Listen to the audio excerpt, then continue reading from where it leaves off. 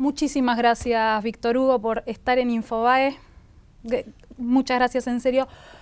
Nuevo libro. Sí, una posibilidad más de volcar en palabras escritas algo que en la oralidad no alcanza el espesor que para mí tiene la escritura. Entonces me hace mucho bien escribir. Creo que a cualquier persona le hace bien, que todo el mundo, apenas tenga una cierta facilidad, debería intentarlo. Mentira a diario, despidos, estafa mediática y entrega del país en la Argentina neoliberal de Mauricio Macri. Escrito con Mateo Orillé, que van, expliquemos, es un intercambio de mails entre ustedes debatiendo muchísimos temas de actualidad. Sí, procurando mantener la estética de un libro, una escritura que sea afín con literatura periodística, pero con un ritmo que implica, él recibía mi mail, mis comentarios, me respondía con el suyo, a veces trabajábamos 2 o 3 horas, en otros casos pasaban 2 días que no nos escribíamos, pero mantuvimos una regularidad que nos permitió hacer el libro a tiempo de la Feria del Libro. A ver, empiezan con una preocupación por cómo los gobiernos progresistas van perdiendo terreno en Latinoamérica. ¿Qué pasa con esto? Bueno, hay una oleada muy fuerte de la derecha, me parece que en el mundo entero, pero en forma particular en América Latina hay un hostigamiento feroz de los sectores neoliberales que tienen a los medios de comunicación como puntas de lanza, no solamente los de cada uno de los países, sino también medios españoles y la CNN en los Estados Unidos, y han hecho una especie de liga continental de la infamia, la mentira, el sesgo, la retroalimentación de esas mentiras que se dicen aquí, se recogen por la CNN y después aquí dicen, miren lo que la CNN está diciendo de la Argentina o de Ecuador o de Venezuela, de cada uno de los países. Y fue por eso que empezamos el libro, para tener una mirada latinoamericana. Después yo me fui lanzando más hacia lo que estaba pasando en la Argentina. Sí, pero hay una cuestión latinoamericana, hay mucho foco puesto en Venezuela.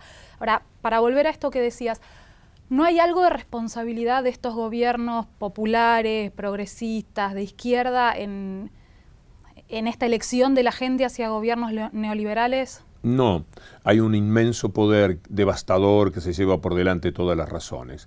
No puede haber un solo ser humano de clase media para abajo, es decir, la gran mayoría de América Latina, que pueda preferir el mundo neoliberal al mundo estatal.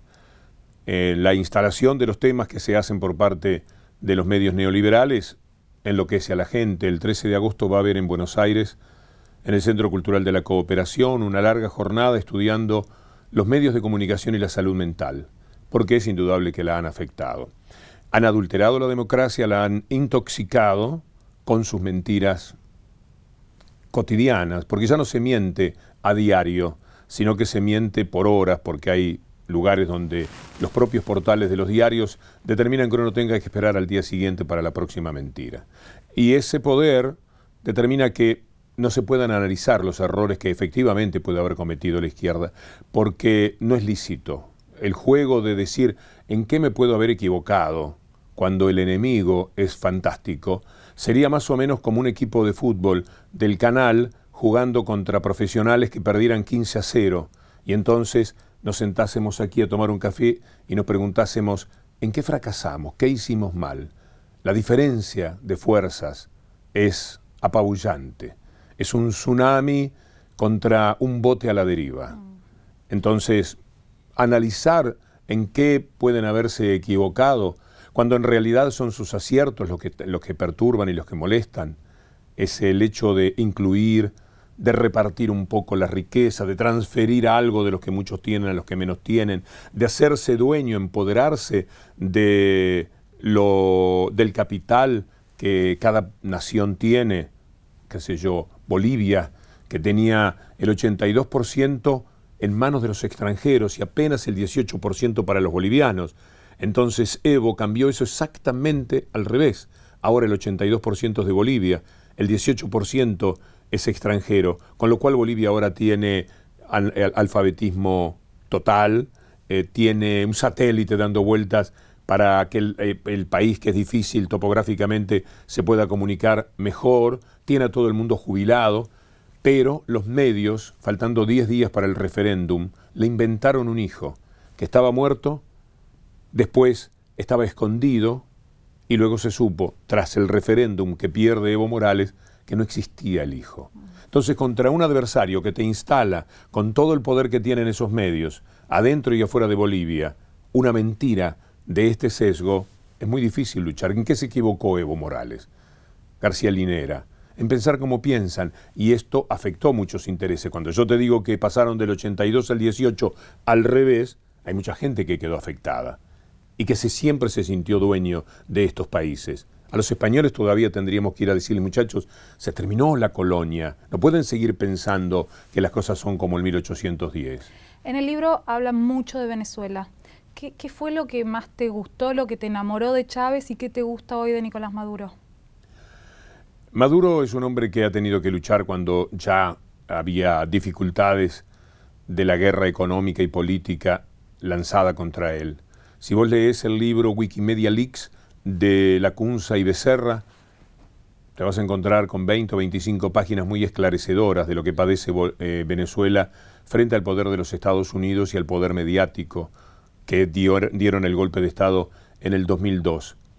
De Chávez, mira, yo no había conocido, incluso de Chávez en algún momento, esa cosa caribeña, desmesurada, te ponían en prevención respecto al personaje. Pero siempre me pareció que era la resultante de la estafa de las clases altas de Venezuela a su propio país, del desprecio que tenían por las clases sociales de abajo. Ellos son Miami, ellos son la riqueza del petróleo para otros, pero tomando lo suyo. Y desprecian a ese pueblo que no tenía ni casa, no tenía salud, no tenía seguridad, no tenía absolutamente nada. Y eso, como en todos los países de América, Chávez consiguió dárselos. De otra manera, con semejantes enemigos, no se hubiera podido sostener hasta la elección, cuando ya no estaba Chávez, de diciembre del 2013. En diciembre del 2013, Maduro ganó por última vez. Por eso salió Leopoldo López, golpista del 2002, a hacer matar gente en las calles para ver si hacía caer el gobierno, 3 meses después del pronunciamiento en las urnas. ¿Por qué? Porque vieron que por vía de las urnas les estaba resultando prácticamente imposible. Entonces quisieron la violencia, arrojaron a Venezuela a la violencia. O sea que Maduro, ante semejantes enemigos y con el deterioro del precio del petróleo, que bajó de 100 a 30 dólares, a 22 dólares en algunos casos, con un presupuesto hecho a partir de 60 dólares, naturalmente tuvo y tiene enormes dificultades económicas, como las que se le presentan a Brasil, en un mundo que se vino abajo, no tiene a quién venderle. El año pasado tuvo 3,8 por debajo del Producto Bruto. Entonces las circunstancias cambiaron demasiado, pero la realidad es que en el pueblo de Venezuela y en todos los pueblos de América Latina queda por siempre el recuerdo, para volver, de lo que se hizo por parte de los gobiernos progresistas. Después vienen los hachazos terribles del neoliberalismo, esta desaprensión, esta falta de humanidad con la que proceden, esta prepotencia de llevarse al mundo por delante una clase social al resto. Estoy seguro que en el corazón de la gente va a retornar el recuerdo de lo que fue ser incluidos, ser respetados, ascender a la calidad de personas. Ahora, mencionó recién a Leopoldo López. ¿Acuerda con la detención de Leopoldo López hace casi 2 años? Absolutamente. La democracia tiene que tener mecanismos para defenderse. Un hombre que manda a morir a decenas de personas por hacerse del poder violentamente 3 meses después de una elección. Si fuera 4 años después, igual sería reprochable. Pero aquí lo que había fue la neurosis, la locura de alguien que dijo, no voy a esperar 4 años. Salgan a la calle, vamos a protestar, vamos a vaciarlo todo. Y por supuesto que hay otro sector del pueblo que ama al gobierno que le dio Chávez. Y se enfrentaron y se mataron. 40 y pico de personas. Esto hizo Leopoldo López. Si la democracia no se puede defender de esa manera, está indefensa frente a los medios de comunicación neoliberales. También tiene que estar indefensa frente a la violencia. No puede razonarse que alguien que procura la muerte como método, la segunda vez que lo intentan además, porque está probado, ya la otra vez los reproches a España que todavía continúan, el reconocimiento del PSOE después del gobierno de Rajoy en el 2002, era que el embajador español sabía que el plan era hacer matar gente para que el gobierno de Chávez cayera. El mismo propósito lo tuvieron ahora con Maduro. Esto fue exactamente lo que sucedió y siempre con los mismos protagonistas. España anda dando vueltas, la embajada norteamericana, el USAID, todas las instituciones norteamericanas que le permiten hacer en América Latina, pero particularmente en algunos países como Venezuela, estropicios que terminan como el de febrero del 2014. ¿Cuba? ¿Cómo la ve hoy? Y Cuba es la más alta medida de la dignidad del hombre, yo te diría en el mundo, pero por lo menos en América Latina. Cuba es 4 por 1000 de mortalidad infantil. América Latina siempre fue el 22, el 23. Ahora hemos bajado, en la Argentina, por ejemplo, se está en el 11, no conozco los últimos datos, 10, 11. Algunos lugares como Misiones, increíblemente llegaron a tener 9, lo mismo que la ciudad de Buenos Aires, aunque parezca una cosa misteriosa. Es decir, se está por debajo del 10 en muchísimas provincias. Pero fíjate que esto es al cabo de muchísimos años. Cuba hace 1000 años que está con 4 por 1000, porque por debajo de 4 es casi imposible. Francia tiene 3,39, Alemania 3,81, Canadá tiene 4, Estados Unidos tiene 5. Quiere decir que Cuba, cuando vos pensás en economía y en política, Cuba es, cuando América Latina eran 22 o 23 cajones de niños que morían al nacer o rápidamente en el primer momento, Cuba tenía 4. ¿Es el modelo a seguir? Para mí sí, yo creo en el socialismo,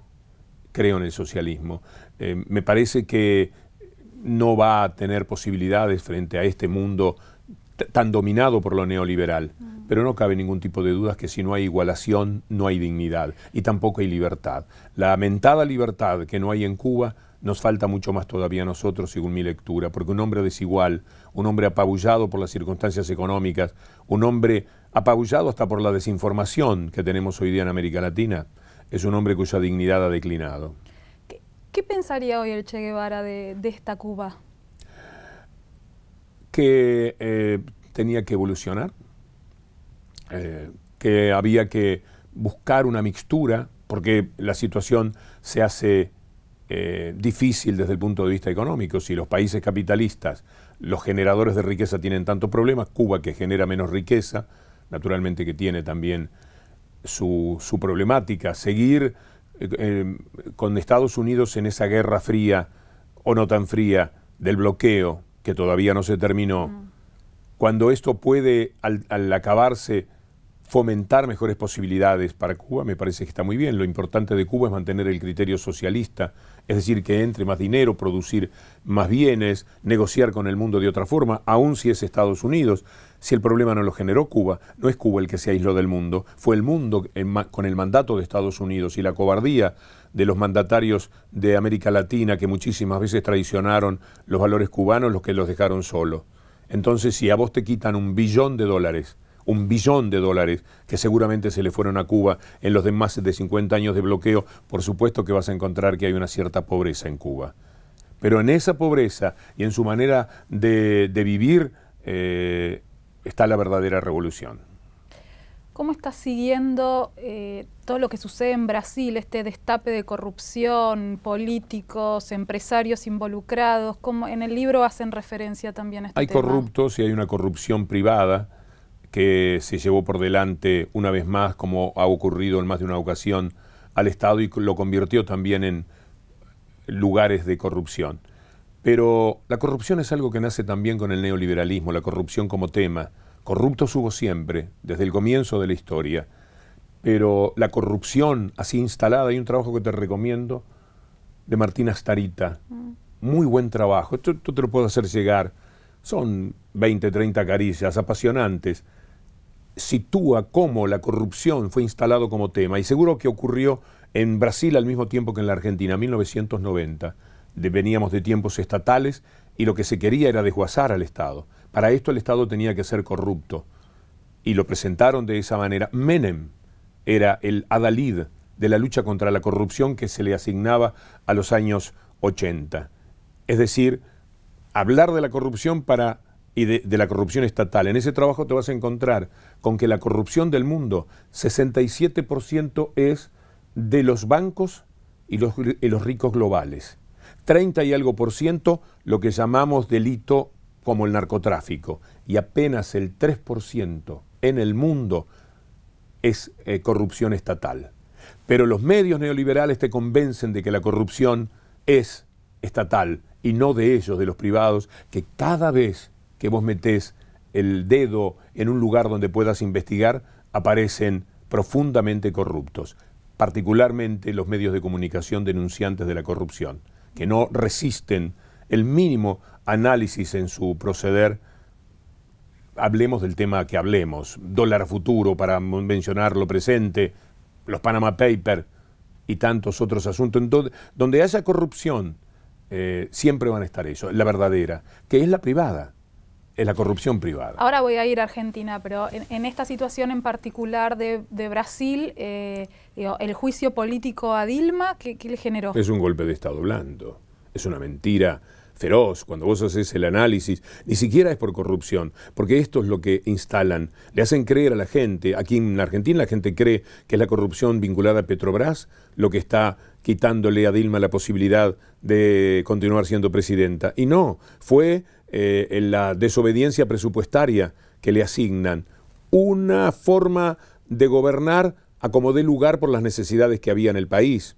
Puede ser criticable políticamente, podés perder la próxima elección por esto, si esto fuese plenamente demostrado, pero no te pueden dar un golpe blando. Lo que hay es una urgencia de las clases dominantes, como la teníamos en la Argentina, de hacerse otra vez del poder, de penetrar, como lo ha hecho el actual gobierno del PRO e increíblemente, dolorosamente, del radicalismo, entrar en los sectores dominantes de la economía y manejarlos definitivamente ellos, sin que el Estado tenga participación, porque la que tiene es con los CEOs de las empresas privadas que se adueñaron del país. Entonces ya no tienen que hacer lobby. La Argentina terminó con el lobby, porque los lobistas tradicionales están adentro del gobierno. No tienen que ir a pedirle a un gobernante o a un periodista que les haga campaña por tal motivo.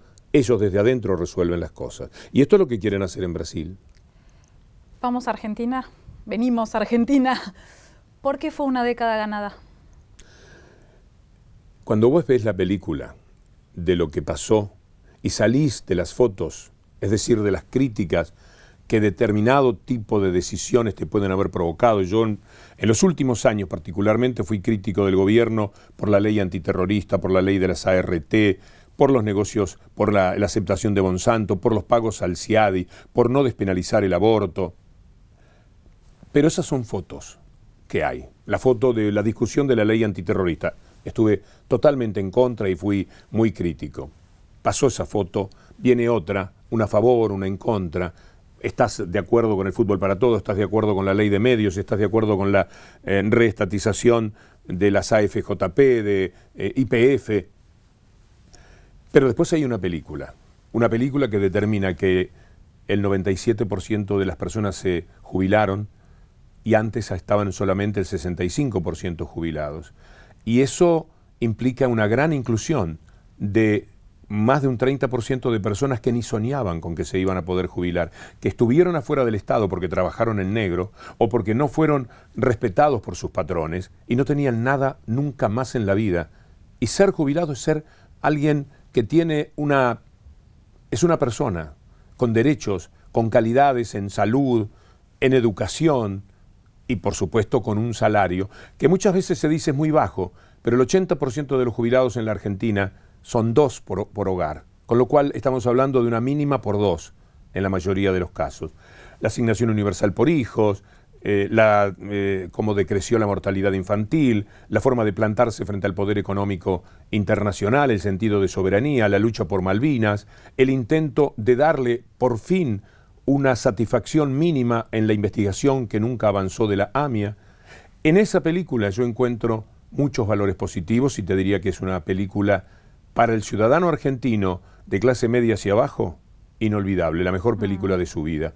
No conocí la de Perón, que se le debe parecer, pero esta, al tener un combate mucho más abierto con los otros factores de poder, me parece todavía más importante, más trascendente de cara a la historia. Porque el enemigo estaba despierto, estaba fuerte, y el enemigo es muy, muy severo, el enemigo no tiene, juega sucio, juega mintiendo, y la izquierda no sabe mentir, no puede mentir. Vos desde la izquierda, teniendo un discurso tan lindo como es el de socializar, el de igualar, el de mejorar a este mundo de porquería donde 62 tipos tienen lo que 3.500 millones de personas, o el 1% tiene lo que el resto del 99%, y en cada uno de los países el neoliberalismo trabaja para 70-30 o para 80-20, 80 fuera y 20 adentro.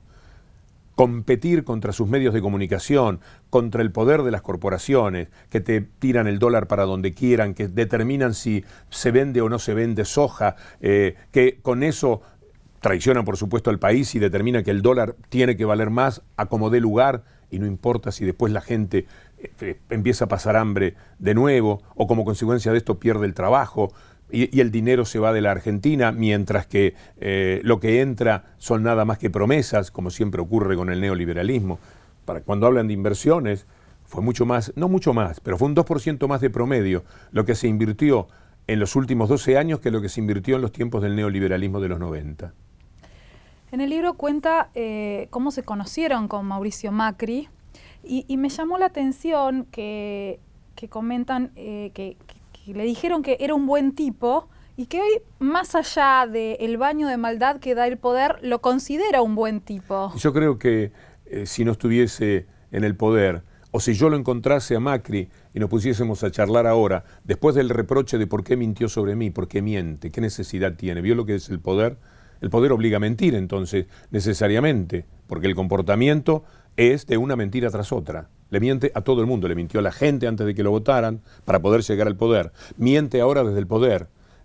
Mintió cuando dijo que yo había estado en su despacho. Yo no conozco el despacho de Macri. Y en una conferencia de prensa, en la primera que hacía, a un periodista que podía ser crítico y al que habían echado de la radio, donde trabajaba por presión de ellos, pero además por aquiescencia de la radio, de que quería tener una línea editorial que no se la manejase un periodista que confrontaba con un gobierno que tiene toda la pauta publicitaria.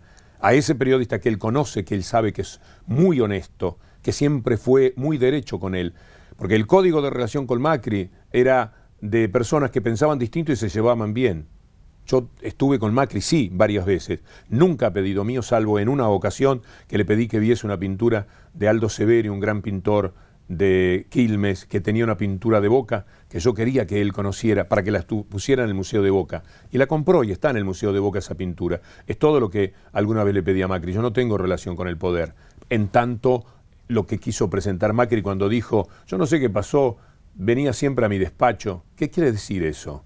¿Que yo iba a qué? A su despacho. ¿Qué pertenencia implicaba eso? Y es mentira. Nos vimos 2 veces en Rompuán. Una vez me ofreció el Ministerio de Educación de la Ciudad de Buenos Aires.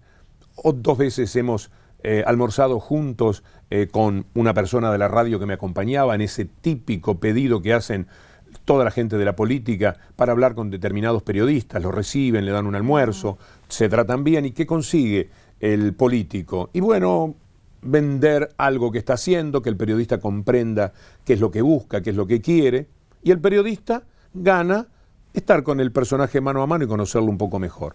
Yo a Macri lo conozco desde los tiempos del fútbol, la relación siempre fue cordial. Yo no tendría problema en que fuera cordial después de decirle, mintió sobre mí, aclárelo.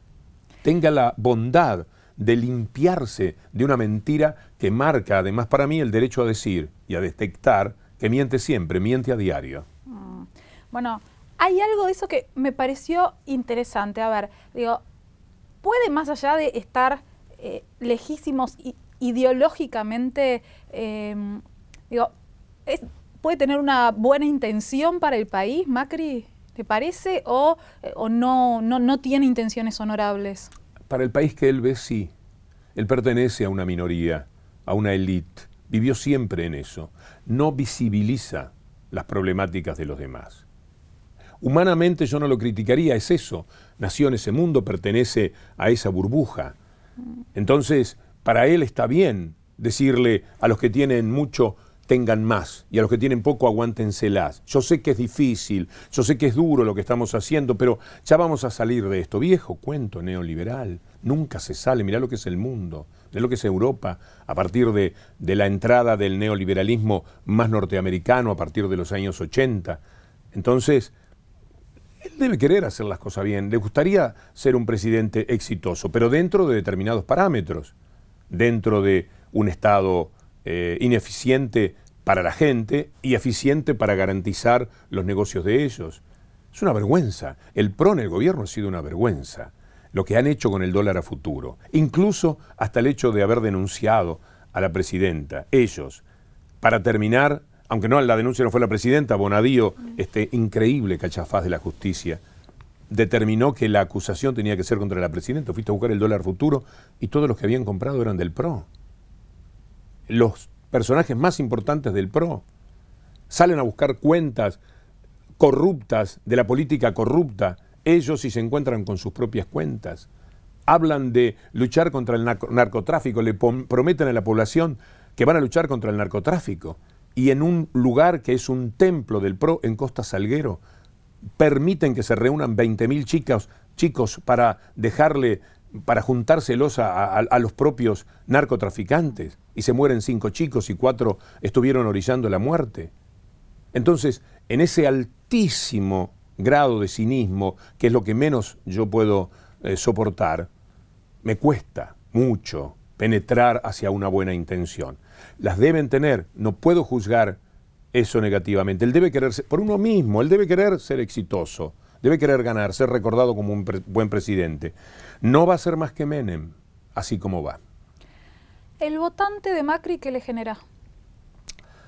En algunos casos, aceptación. ¿Qué van a votar los ricos? ¿Qué van a votar las clases medias altas? Si no van a votar neoliberalismo. ¿Quién les cuida mejor las cosas a ellos? Su plata en sus bancos, sus negocios, su posibilidad de importar, aunque después no quede trabajo para nadie. Esa clase social quiere que se viva de vender la soja. No hagas nada con la soja aquí. No des trabajo.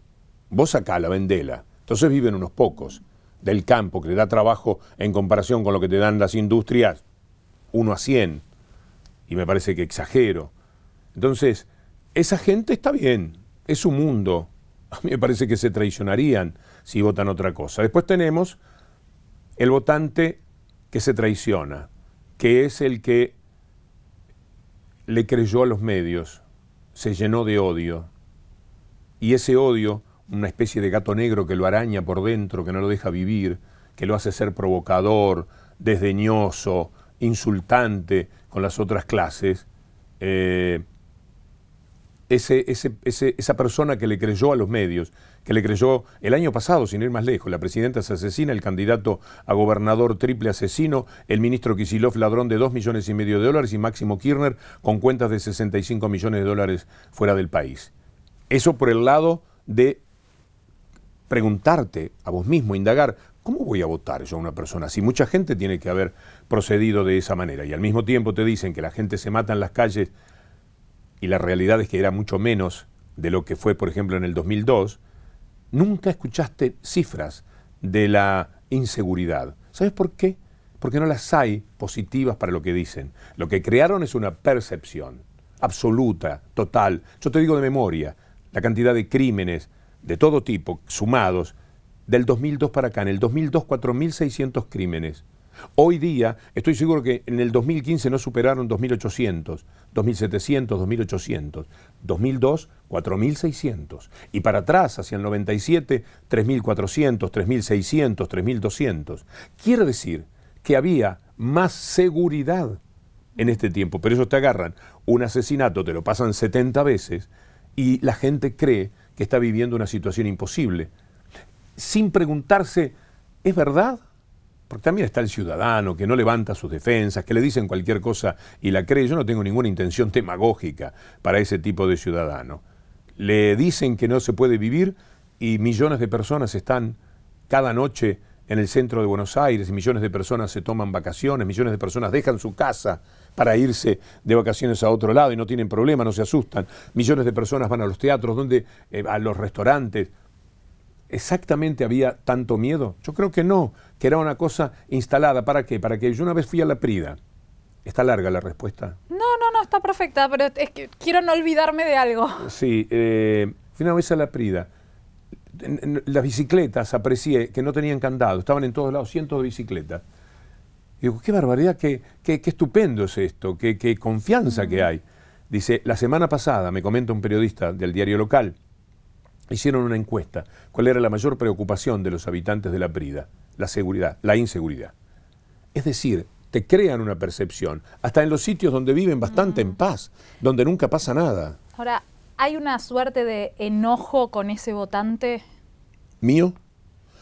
No, yo tengo comprensión por ese votante, yo sé lo que es la locura, yo también he estado enloquecido, poseído. Yo también he pensado que el gobierno Kirchner era un gobierno corrupto. Cuando vos tenías, qué sé yo, Skanska, la ONCA, cuando Kirchner compró $2 millones y yo pensé que era para atesorarlo, no es que yo pensé, compré la bendita versión de los medios, pero lo repetí 2 días de la peor manera, de la manera más insultante.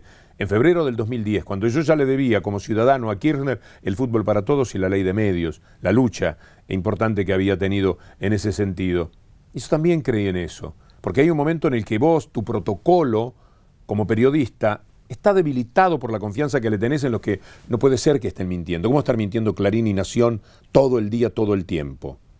Pero cuando vos te das cuenta que te mienten, cuando vos te hacen un programa de 60 minutos sobre Seychelles, y entonces vos después sabés que era todo una cosa que no se podía ni presentar, cuando 11 millones de papeles que aparecen no tienen el apellido Kirchner, y sí tienen el apellido Macri, y sí tienen el apellido Mañeto, para decir algunos apellidos, en millones y millones de situaciones, vos te das cuenta que te han vendido una cosa cambiada. Y tu protocolo levanta. No quiere decir que yo no piense que no hay corrupción, puede haberla, pero para convencerme de que hay corrupción, van a tener que mejorar las pruebas. En mí, y yo creo que en todos los ciudadanos tendría que suceder lo mismo. Hoy, con todo lo que estamos viendo, con el día a día de la ruta del dinero, ¿pone las manos en el fuego por Cristina? Sí, enfáticamente, definitivamente, porque cuando el camino elige tantas mentiras, si vos tenés algo para demostrar de verdad no podés mentir tanto. Vos no podés denunciar a Cristina por lavado de dinero por Otesur y por ocultar dinero cuando presenta las cuentas.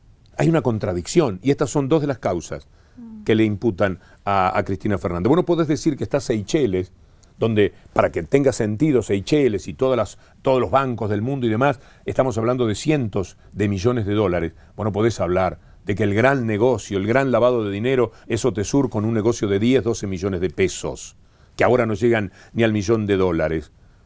Entonces, cuando vos querés decir que es la presidenta, la corrupta, que compra dólar a futuro a través del Banco Central, y resulta que cuando vas a buscar los corruptos son ellos, vos tenés que levantar tu protocolo. En consecuencia de cada uno de los temas que aparecen, yo por lo menos me exijo saber un poco más y sobre todo me exijo no creerles a quienes han mentido de la manera que han mentido.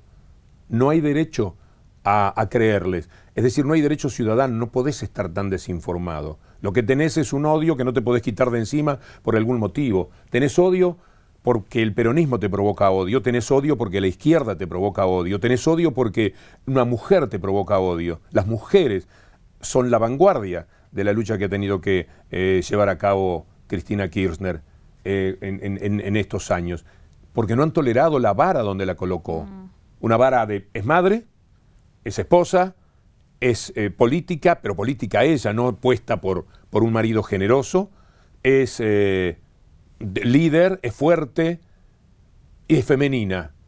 No podés decirle nada en ninguno de los sectores que te facilitarían, que te pondrían más cómodo para poderla criticar. Entonces la mujer mediocre, la mujer la que no ha sabido salir de la trampa del mundo de varones, la que aprueba las mujeres obedientes, la que aprueba determinado tipo de conducta, no la puede soportar, pero no la puede soportar porque su propia limitación le impide. Esto también me parece que es parte de la discusión en la que estamos. Así que no es bueno que creamos los ciudadanos permanentemente en el juego de los medios de comunicación. Yo no quiero afectar, porque sé que estoy en un medio de comunicación que por otra parte piensa bastante distinto a mí, pero rescato poder estar hablando de esta manera, lo rescato enfáticamente, pero yo te podría decir de cada uno de los dueños de los medios de comunicación que enferman al país hablando de la corrupción, de lo corruptos que son. Son una vergüenza. Yo no quiero, no puede ser. A mí, el que es víctima de una mentira sabe apreciarla. Pensá en la mentira que alguna vez dijeron sobre vos, seguro que alguna vez mintieron sobre vos. El dolor moral que significa. La espantosa situación que te plantea frente a un amigo con el que vos estás hablando y capaz que tu amigo está pensando, creyendo lo que le dijeron de vos. Y en este caso siempre viene por el lado de la corrupción. A mí respecto, tomando lo que mencionaba recién, me parece interesantísimo que podamos estar acá sentados hablando de cualquier tema con toda la libertad que usted me dio para que habláramos de todo, ¿no? Que haya aceptado venir, me parece que es interesante. A mí me gusta mucho. Ojalá me invitaran siempre de lugares donde no piensan como yo. Me siento cómodo, me siento mucho mejor que en una nota en la cual hay una especie de complicidad, porque si no estamos siempre dentro de la misma burbuja. Para mí es mucho mejor venir a este lugar que tiene una penetración formidable, que me consta, me gusta mucho y me parece que sería muy torpe. Cuando se habla de los errores del gobierno, uno de los errores fue no haber ido a TN sistemáticamente y decirle en la cara a los que estaban preguntando por la corrupción. ¿Ustedes se animan a preguntar de corrupción? No tienen cómo sostenerse. Una pequeña anécdota. Cuando la presidenta dio reportajes a Brienza y a Rial, al tercero que hablaron fue a mí, el mismo día que sufrió aquel problema cerebral. Y a quien me invitó a hacerle el reportaje, que era Escosimarro, al que conocí en esa secuencia, le dije, no vale que yo la entreviste, porque me van a destruir a mí, porque yo no voy a saber ser irrespetuoso, pero no soy irrespetuoso con nadie. Yo lo entrevisto a Macri, lo entrevisto también con elegancia, porque lo invité. Yo no tengo derecho a tratarlo mal, es humanamente despreciable. Entonces, yo la voy a tratar bien, me van a destrozar a mí y la van a destrozar a ella. Pongan la mano a mano, y les di el nombre, les dije, pongan la mano a mano con Morales Solá. Y van a ver qué divertido va a ser. Porque los periodistas que representan fuertemente medios de comunicación, que terminan representando más a los medios que de pronto que a sí mismo, no pueden caminar 2 pasos en el mano a mano con la presidenta. Entonces digo, confronten con ella. Esto para decirte por qué a mí me da gusto estar aquí, mucho gusto. A nosotros también. Ahora después volvemos un poquito a la corrupción, pero hay un capítulo que se llama Nosotros y ellos, o ellos y nosotros. ¿Va a volver a haber un todos? Nunca lo hubo. ¿Por qué habría un todo? Desde el fondo de la historia, la división es tajante. A mí me gusta mucho el siglo XIX. Cuando Lavalle lo fusila, es decir, lo asesina, a Dorrego estaban luchando los colectivistas y los liberales. 1828. Y de ahí en adelante, todo el tiempo, todo lo que pasó, era la lucha entre quienes apreciaban el colectivismo, llamarle socialismo, llamarle como fuere, y los que creen en las libertades. Y te ponen la libertad como la gran atracción, la gran lucha del hombre. Pero todo lo que quieren es libertad de mercado. Porque un hombre que no es igual, un hombre sometido no es un hombre libre. Bueno, pero esa es la discusión. Nunca. Elegí un momento de la historia, decime un año, y vas a ver que no hay chance de encontrar ese todo del que habla la gente que gobierna, que es patética. No lo hubo. ¿En qué momento de la historia reciente hubo? Al primer presidente democrático lo tiraron para abajo, los medios y los sindicatos en aquel momento, y la iglesia, porque le había metido el divorcio. ¿Sabe lo que se discutió? Vos no habías nacido, capaz. Lo que se discutió, el tema del divorcio, lo que le costó a Alfonsín ir contra las corporaciones. Lo voltearon, lo pudieron, les tuvo que entregar el poder. ¿Había división o no había división? En los tiempos de Menem, ¿vos sabés lo que pasaba en el país? La bronca que tenía el trabajador, 2 millones y pico llegaron a quedar sin trabajo. A mí que me iba fantástico, como nunca, que hice, construí mi vida económicamente, me partía el corazón lo que sucedía y escribí un libro que es lo mejor que hice en mi vida, con el que soy extraordinariamente coherente página por página, que se llama Un grito en el desierto, escrito en el año 97, porque a mi alrededor todo se caía a pedazos, aunque a mí me fuera bien. ¿Cuándo? ¿En el 2001? ¿En qué momento? ¿De los Kirchner para acá? ¿En el tiempo del peronismo, en el 55? ¿Cuando entró Perón? ¿Cuando estaba Irigoyen? ¿Cuándo hubo esa Argentina de la que hablan vamos todos juntos? ¿Qué nos ha pasado? Nos pasó que estamos discutiendo siempre cómo queremos organizar el mundo, pero además poner el dedo en el mapa donde quieras para ver si hay un lugar donde no se produzca esta división. Ponelo en Estados Unidos, mirá cómo están las cosas, para decirte el ejemplo más drástico. Vuelvo a la corrupción. Pone las manos en el fuego por Cristina. ¿Qué le generaría si fuera presa? Risa y dolor. Risa porque todo el mundo va a entender el mamarracho de Bonadío, y dolor por la injusticia. Porque además este tema es claramente, por eso la presidenta ha tenido el soporte de miles y miles, cientos de miles de personas. Porque además de que la quieren muchos, como otros la detestan, hay una comprensión muy fácil en este tema. Que Bonadío la ponga presa por esto, yo creo que yo en el lugar de Cristina hasta lo desearía, porque sería como la consumación de una especie de heroísmo civil frente a este ataque desalmado, absurdo, que no tiene ni pies ni cabeza, como no ha tenido ni pies ni cabeza que la acusen de ser la asesina de Nisman, como no tiene ni pies ni cabeza que le inventen cuentas que después van a buscarlas y resulta que están las de otros. A mí me parece que, en todo caso, lo que hay es un tipo de corrupción que la política, nadie desde la política tiene derecho a reprochar.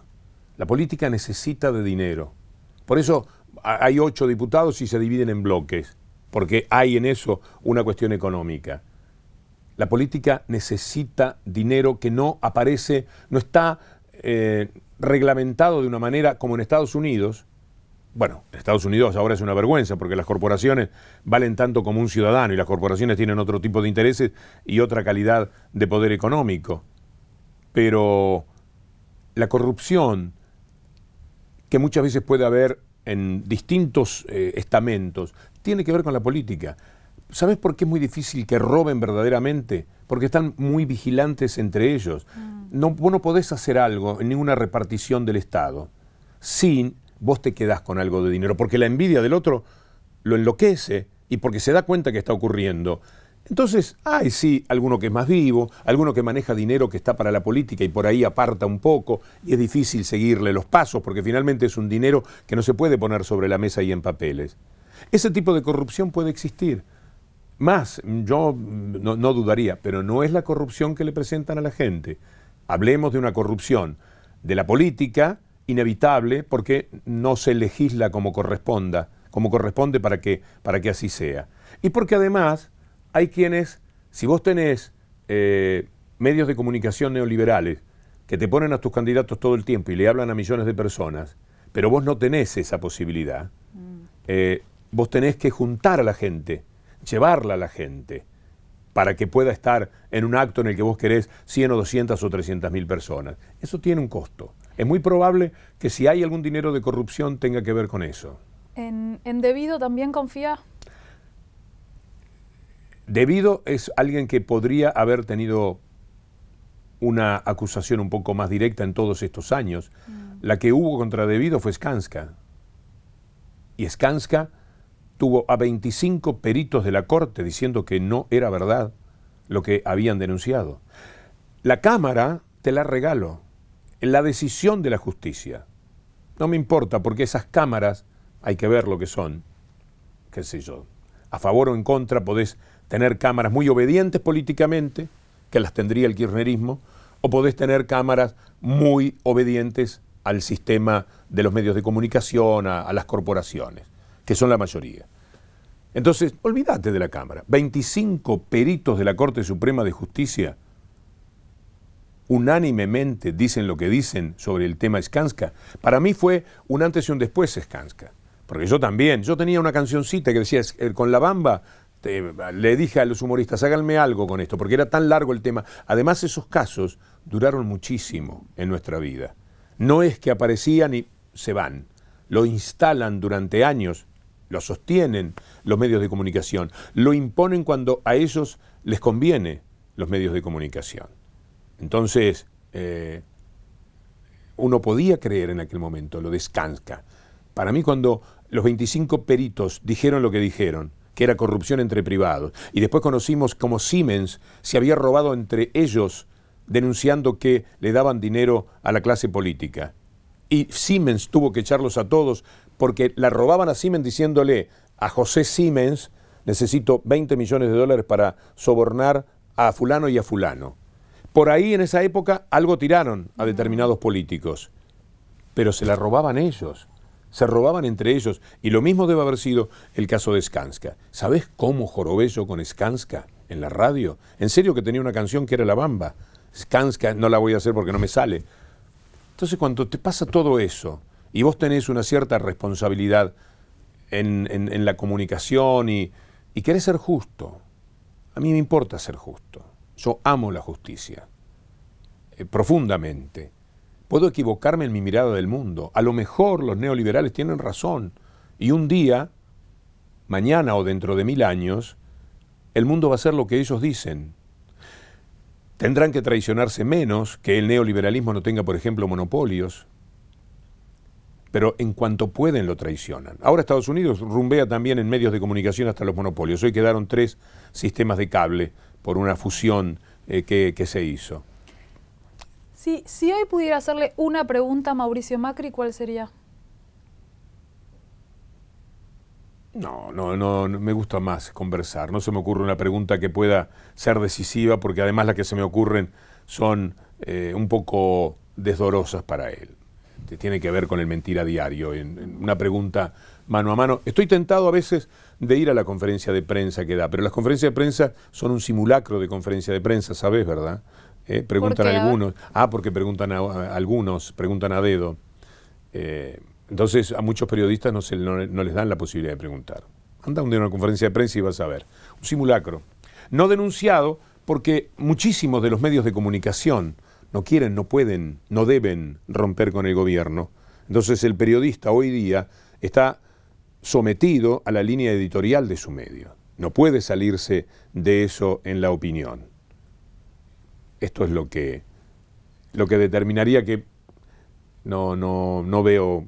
Sí me gustaría conversar con él de si le gustaba más la vida de cuando era presidente de Boca que ahora que es presidente de la República, porque a él lo transformó muy negativamente. Como presidente de Boca tenía sus cosas. El que está ahora, el espía máximo, ahora tenía algunos negocios que por lo menos eran sospechados por gente que sabe mirar. Estoy hablando de Arribas, un escribano. Pero desde el fútbol era difícil hacer demasiado daño. Yo también peleábamos mucho porque él estaba del lado de Grondona y de Clarín, como no podía ser de otra manera. Le dio todo siempre y le da todo siempre a Clarín. La última vez que conversé con él en un almuerzo, después de todas esas charlas que hay, que no se habla de nada, estábamos sentados frente a frente en una mesa larga, me dijo, bueno, Víctor Hugo, ¿qué está pasando conmigo? Mañeto, le dije. Y ahí empezó la conversación porque teníamos esa confianza. Podíamos, de alguna manera, confrontar ideas y bien. Es que no hay problema. Yo puedo discutir, yo me puedo llevar bien con una persona que piense distinto. Y ahora voy a volver a eso, pero ¿por qué cree que quiso ser presidente? Porque es una aspiración casi natural de su historia. La personal, la de ser hijo de y tratar de ser más que eso, la historia bellísima del inmigrante que llega con las manos vacías, hace mucho dinero y su hijo se convierte en presidente, una metáfora de la libertad y de la democracia muy utilizada, como un negro puede ser presidente de Estados Unidos, por ejemplo. ¿Le habrá parecido que tenía condiciones de líder del grupo de muchachos del Cardenal Newman, y habrá pensado, yo el otro día estuve en Río Gallegos, por los 55 años de EU14, gente a la que le mando un saludo muy cariñoso. Y me olvidé de lo que iba a decir. Estamos hablando de por qué habrá querido Macri ser presidente. Y un chico se me acercó en Río Gallegos y me dijo, yo voy a ser presidente. Digo, ¿cómo pensás hacer? Dice, primero voy a ser intendente de acá, después voy a ser gobernador, voy a hacer el camino de Néstor. Es decir, ese chico se permite soñar. Si vos tenés, y era un chico humilde, estudiante y muy capaz, el chico se sueña presidente. Hay gente que se anima a decir eso. Yo no me animaría ni loco a pensarme presidente de nada. Pero son impulsos personales, eso es respetable. Se está yendo nuevamente a la Feria del Libro, a una charla con Paenza, pero habló de... ¿Puede tener amigos con diferencias ideológicas? Sí, pero son ellos los que no quieren, son ellos los que no pueden. Nelson Castro quiso que no rompiésemos una relación que viene de antes de toda esta historia. Estuvimos en una cordialísima relación, nos saludamos con un beso y un abrazo, y charlamos un poco, y aunque no entramos en el debate amplio de ideas, porque no se ha dado la ocasión, finalmente lo veía un poquito en la radio en estos últimos años, y mi relación es absolutamente cordial, y conozco más gente de derecha con la que me llevo bien, pero que no son personas conocidas. No puedo tener una cordialísima relación, sin ninguna duda. El que no quiere la relación, el que está enfermo, el que está loco, el que acusa, el que dice cualquier tontería y se hace irresistible en una cena, en una reunión de amigos, el que provoca, normalmente el imbécil es el tipo de la derecha. No hay, porque además la gente que defendía lo anterior estaba a la defensiva. Los otros se sentían al ataque porque tenían la primera jugada, peón 4 rey, era ¿qué me decís de estos corruptos? Y vos tenías que empezar a mover a la defensiva. Esto es la circunstancia. Entonces había un agresor permanente, un idiota que repetía muchas veces lo que dicen los medios de comunicación, y un tipo que se ponía a la defensiva porque tenía un acto de fe, porque había levantado su protocolo para el tema central que ellos instalaron, que es el de la corrupción, eso que viene de 1990 hacia acá. Y ellos hicieron que la ruptura fuera inevitable.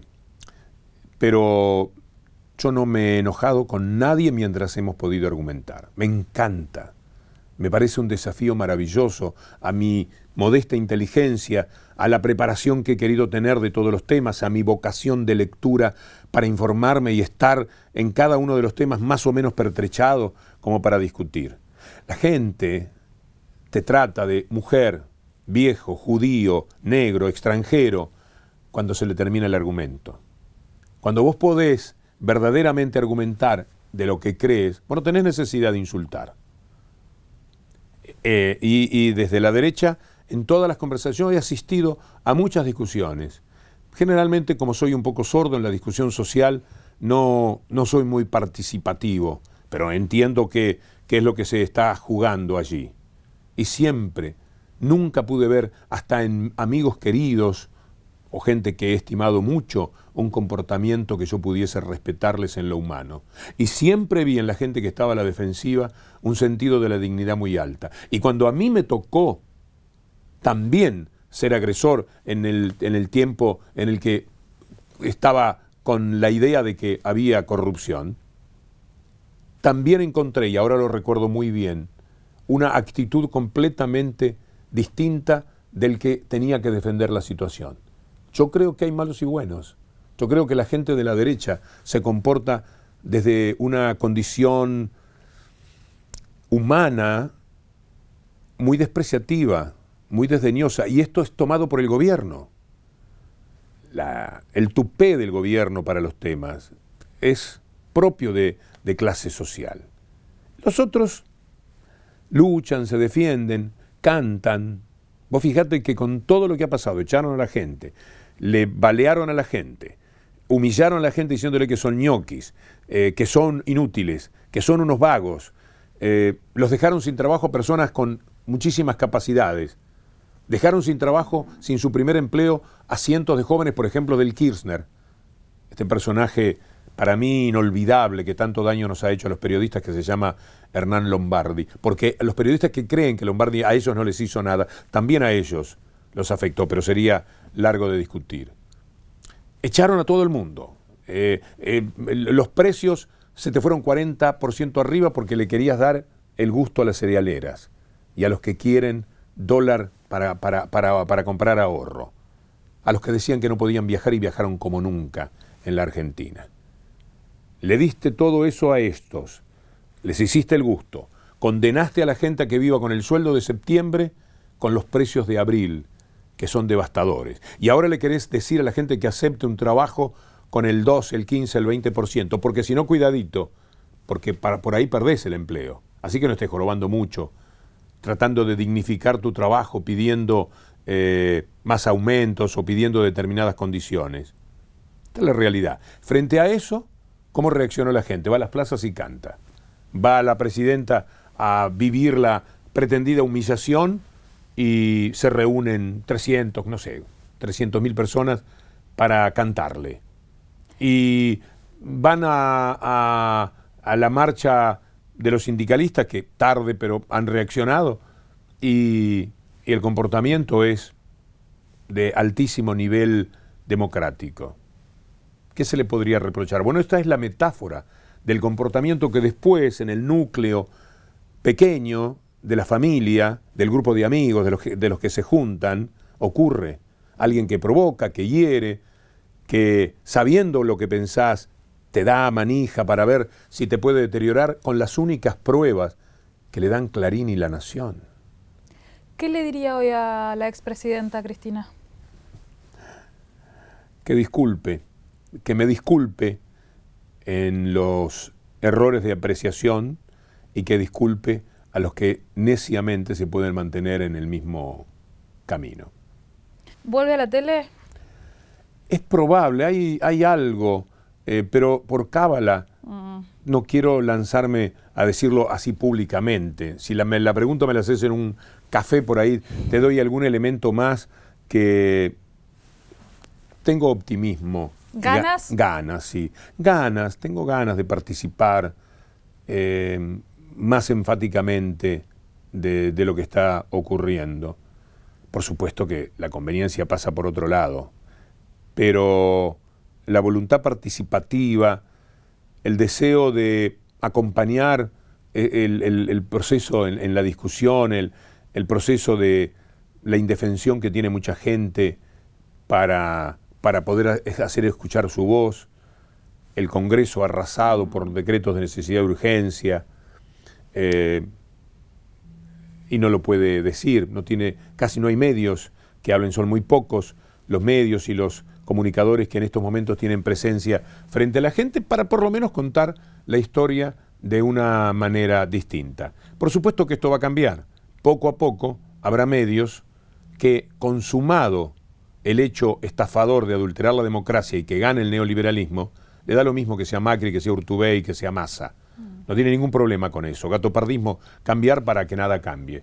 Y le van a dar a Macri para que tenga en su momento. Ya le empiezan a dar. Clarín detectó que Ted Turner puede venir y que le gusta el fútbol, y ya le pasaron algún aviso de lo que puede ocurrir. Ya hubo alguna tapa que Macri leyó y dijo, pero ¿qué pasó? ¿Qué hice? Si les he dado todo. Lo que no sabe Macri es que si les da todo, mañana van a querer más, y entonces ya no les dio todo, porque siempre van absolutamente por todo. Ellos sí que van por todo. Muchísimas gracias, A Víctor ti. Hugo. Muchas gracias a vos. No.